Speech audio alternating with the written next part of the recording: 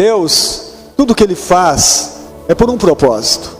E o propósito começa ainda no jardim do Éden, quando Ele promete que da semente da mulher seria levantado um que pisaria a cabeça da serpente, no capítulo 3 de Gênesis. E toda a Bíblia só faz referência a uma pessoa. Tudo ela converge para Cristo. Todos os capítulos, cada livro da Bíblia é conduzido para o propósito, para chegarmos em Cristo. E Cristo é a razão de tudo. E nós vemos que a família de Abraão ficou 430 anos no Egito, eles se tornaram um escravo mesmo. E Deus então, ouvindo o clamor deles, Deus vai levantar um libertador, mas esse libertador já faz parte de um propósito que Deus tem para tirá-los do Egito e colocá-los na terra que mana leite e mel. E qual o propósito? Para que eles fossem luz das nações, é para que eles anunciassem Cristo, anunciassem a salvação, o amor de Deus, porque foi com amor que Deus tirou eles do Egito. Foi com amor que Deus conduziu eles pelo caminho do deserto, para que eles tivessem consciência de um Deus cuidadoso, de um Deus presente, que estava no meio deles. Então tudo isso que Deus realizou no caminho do deserto, tinha um propósito, que eles o conhecessem, que eles fossem íntimos desse Deus tão grande. Mas nós vemos que eles não entenderam isso. Amados, assim é conosco. Nós precisamos entender por que nós estamos aqui, entender por que nós estamos vivendo nesta época difícil, mas sempre foi. Em todas as gerações passaram por problemas e dificuldades. A igreja sempre foi perseguida. A igreja do Senhor sempre sofreu perseguições e ela continua. Ninguém para. Ela continua exercendo o seu papel. Agora, nós como filhos de Deus, estamos aqui exercendo um propósito nesta geração. Mostrar que Cristo venceu a morte. Cristo venceu o inferno, venceu as trevas e assentou à direita de Deus Todo-Poderoso. Ele venceu. E a palavra de Deus nos garante que nele nós somos mais que vencedores. Que as portas do inferno não prevalecerão contra a sua igreja. Então, o povo de Israel que não conseguia viver isto, não conseguia viver o propósito, e eles estavam na terra e aos pouquinhos eles iam se esquecendo de Deus. Mesmo os profetas sendo levantados para gritar em altos brados: vocês estão se esquecendo de Deus, vocês estão deixando Deus em segundo plano. Eles não ouviam, cada um seguia a sua vida, e chegava um ponto desesperador, que eles estavam totalmente fora do propósito. E fora do propósito não interessa para Deus. Deus não tem interesse que o homem viva sobre a terra e não cumpra o seu propósito. Porque para cada ser humano que nasce nesse planeta, Deus tem um propósito. E o propósito é que cada ser humano conheça Cristo, que cada pessoa conheça Jesus e saiba que Ele venceu por Ele, que Ele morreu por Ele. O Senhor diz: tornai-vos, e não sejais como vossos pais. Tornai-vos para mim, no versículo 3, volte para mim. Entenda o propósito. Por que eu tirei vocês da terra do Egito? Por que eu salvei vocês? Por que eu trouxe vocês para este lugar? A primeira coisa que Deus deseja não é apenas a volta deles para a terra, é a volta deles para Ele. Eu não quero que vocês voltem para Israel, eu quero que vocês voltem para mim. A volta de vocês para o meu coração, a volta de vocês para me obedecer, para viver a vida que eu tenho para vocês dentro do propósito. Mas a gente enxerga o que? A dureza de coração. Irmãos, a gente volta para a igreja, a gente vem da igreja aos domingos, mas talvez para Deus não. Deus talvez está tão longe da gente, não porque Ele está longe, é porque nós estamos. Não adianta a gente estar no local, no culto. Deus quer você, Deus quer eu. Eu quero o teu coração inteiro. Quero que você compreenda isto e para de tentar me agradar por coisas. Não, amados, Deus não se agrada com coisa.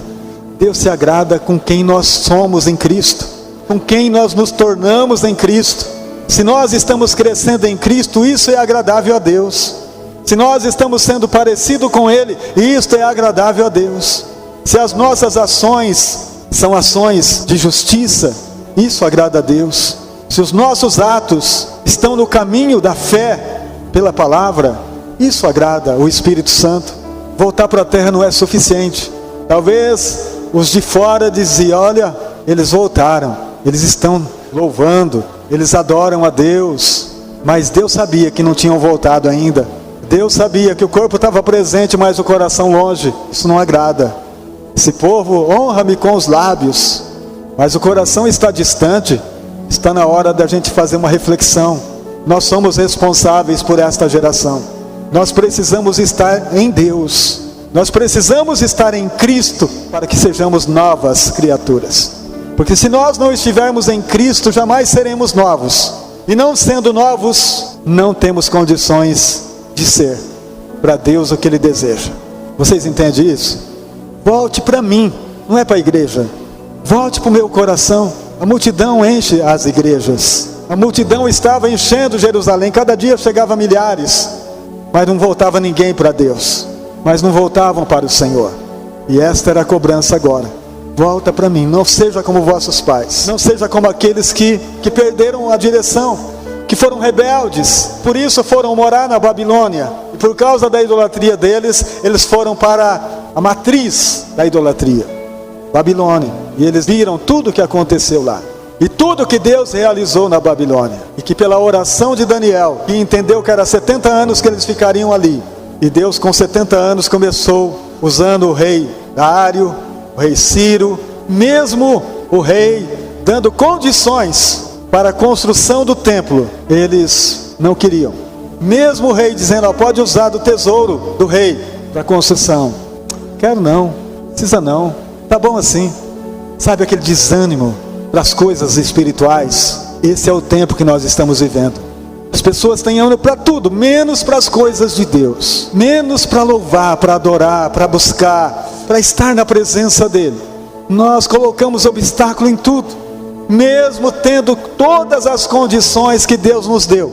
Porque antes, amados, a gente não tinha as condições que temos hoje. A gente a pé fazia a obra de Deus, de bicicleta fazia a obra de Deus. Hoje temos carros, aviões, temos tudo, e nunca andou tão devagar a obra do Senhor. Há uma canseira não física, uma canseira dentro do meu coração, que eu preciso me libertar dela. Uma canseira, Senhor, um enfado. Isso vem do inferno, isso vem das trevas, e é preciso que o nosso coração se abra para pedir misericórdia para Deus, para que a gente seja o povo mais animado da terra, para que a gente vença a nós mesmos e voltem para Deus, e voltemos para Ele. Nós temos a opção de não ouvir a voz de Deus, continuar deixando Jesus em último lugar em nossa lista de prioridade. Porém, estaremos vivendo o pior cristianismo de todos os tempos. Casamentos falidos, filhos rebeldes, corações vazios, e o apelo continua: tornai-vos para mim, e eu tornarei para vós. Jesus fez uma aliança conosco, com seu próprio sangue. A pergunta é: quanto Deus tem do nosso coração hoje? Quanto Deus tem de nós? Tendo em vista de tudo que recebemos, somos idólatras, como a geração que serviu a Babilônia. A busca incansável de Deus por filho semelhante a Cristo continua. Ele pode transformar a fraqueza em força. Ele pode transformar o nosso coração, porque nós somos filhos, queridos. Ele vai contar com quem? Com quem que Deus conta hoje? Naquele tempo era com o povo de Israel. Na Babilônia, onde estivessem, Deus estava sempre usando alguém para profetizar e trazê-los de volta. Hoje é a igreja. Hoje a igreja é a luz na terra, é o sal da terra. Hoje a igreja é que vai dar resposta para aqueles que estão perdidos. A igreja é que vai abrir os olhos dos cegos através da palavra de poder e de autoridade. Nós não podemos fechar os nossos olhos para esta geração que está perecendo. Eles precisam de nós. Eles precisam de uma igreja viva. Não é de uma igreja religiosa tão somente, mas de uma igreja que faça a diferença.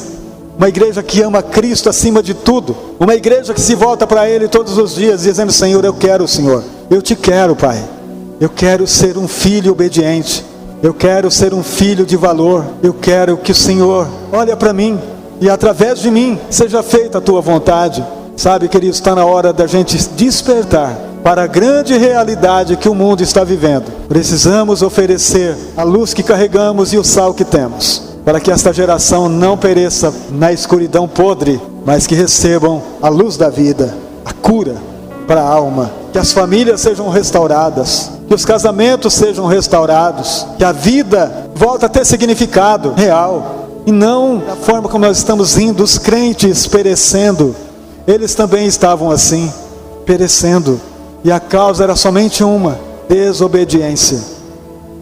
Vamos obedecer a Deus, custe o que custar, pague o preço que tiver que pagar, mas obedeça. Se você obedecer, você não tem que ficar preocupado com nada. Sabe, querido, na Bíblia tem coisas que Deus diz assim: não se preocupe, e a gente tem o poder de se preocupar. Não vos preocupeis com o dia de amanhã. Não, a gente vai preocupar com o dia da manhã. Não estejais preocupados com coisa alguma. Não, a gente tem que ficar preocupado com aquilo que Deus falou para não se preocupar. Se Ele falou para não se preocupar, não se preocupe. Qual foi a única coisa que Ele falou? Ide para todo mundo, e não se preocupe com nada, eu cuido. Então, quando nós temos esta natureza de entendimento, tua preocupação se vai. Você não está preocupado, porque Ele já disse para você não se preocupar. E se nós temos a natureza de Cristo, quando foi que Cristo ficou preocupado com alguma coisa? Amém? Nada. Ele sabia que o Pai estava no controle. Eu e o Pai somos um. O que você veio fazer é o Pai que faz em mim. Então, filho, é descansar. Descanse a tua vida em Deus. Não tem que se preocupar com nada. Deixa Ele ser Deus. Apenas obedeça o que Ele diz. Deixa o Espírito Santo te levar a um nível mais alto de obediência. Porque só assim a nossa vida será testemunho na terra. E as pessoas olharão para nós e buscarão conselhos. Que viu em você a luz de Cristo. E sabe que pode confiar em você. Amém? Sabe que pode confiar em nós. Porque carregamos algo nesse vaso de barro, que é um grande tesouro, que o mundo não pode conter, de maneira alguma. Somos de Cristo e Cristo é nosso. Só assim, tudo aquilo que nós fizermos será para a glória dele.